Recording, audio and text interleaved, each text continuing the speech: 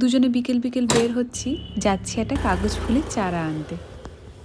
প্রথমে এসেই যে ফুলটা চোখে পড়লো, এই ফুলটার নাম নাকি ফার্স্ট লাভ, প্রথম ভালোবাসা। সে তো এক আলাদাই অনুভূতি। কেউ বা ঠকে শেখে, কেউ বা জীবনের এক আলাদাই মাত্রা খুঁজে পায়। সামনেই আসছে বাঙালির ভ্যালেন্টাইন্স ডে, মানে সরস্বতী পূজা। তোমাদের কি প্ল্যান আছে?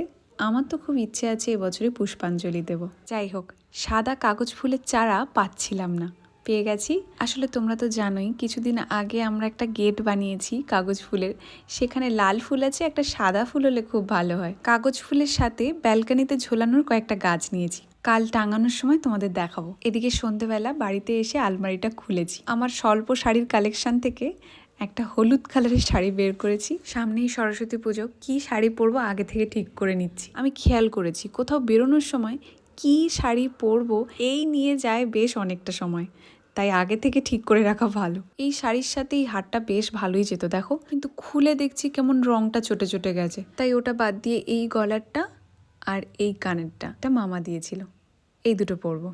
আর এই আংটিটা, এটা আগের বারে তোমাদের দেখানো হয়নি, এটাও বেশ আমার খুব পছন্দের আংটি। আর একটা আংটি যেটা তোমাদেরকে আমি আগেই দেখিয়েছিলাম। আমার তো সব হলো, তবে ওর পাঞ্জাবির ক্ষেত্রে একটু সমস্যা হচ্ছে। পাঞ্জাবিটা মনে হয় একটু ফিটিংস করাতে হবে আর বোতামগুলোও লাগাতে হবে। যাই হোক, তোমাদের প্রস্তুতি কত দূর জানিও। চলো, সবাই ভালো থাকো, আজকে তাহলে আসি, দেখা হচ্ছে কাল।